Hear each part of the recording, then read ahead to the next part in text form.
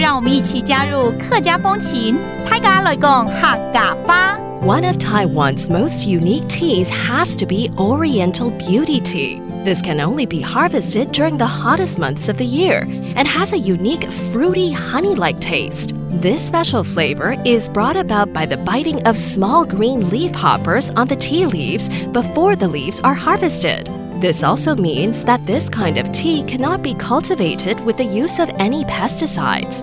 The processing and fermenting of Oriental Beauty Tea also requires certain extra steps not used in other teas. Hey, welcome back to Talk About Hakka on ICRT. Hello， 大家好，我是阿炳哥 Leo。Hello， 你好，大家好，我是 Joseph Lin。最近呢又爱上喝茶哦。因为第一个台湾的茶本来就很好喝，很有名。是啊，加上现在茶馆还有茶行，还有这个茶饮料店呢一大堆。对啊，而且很多种类啊。对，种类多，有时候眼花缭乱。但是最近我看到常常出现东方美人茶，来喝，好好喝。烹缝茶啦。对了，它就是烹缝茶。对呀。以前有讲这个故事，它叫烹缝茶，因为它是被什么虫咬。对，小坏绿叶菜。的这个叶子拿去卖，结果卖得更好价钱。对。回来被村民说你碰风啦，是，所以我爱的就是它的口水，没错，别有一番风味。所以它有另外一个名字叫做超眼茶。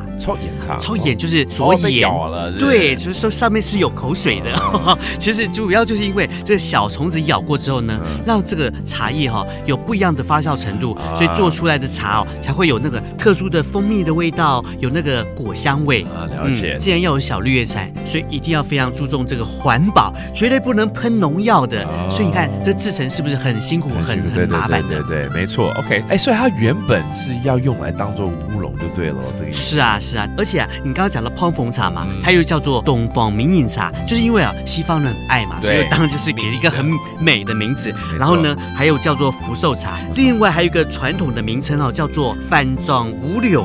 番庄乌龙，乌龙是乌龙啦。对，番庄就是番庄外来的番那个番吗？就像番薯、番茄的那个番。没错，早期他们是在新竹北埔这里，但现在应该是各个地方都有啦。好，那我就来教几个单字。How do you say these tea names in Hakka？ 包括碰风茶、烹缝茶、also known as Oriental Beauty， 东方美人茶。东方名饮茶 and finally it's intended to be 乌龙茶 very famous, you know that one, right? And there you have it, another great round of Talk About Hakka here on ICRT. 送大家安子 say 张来了。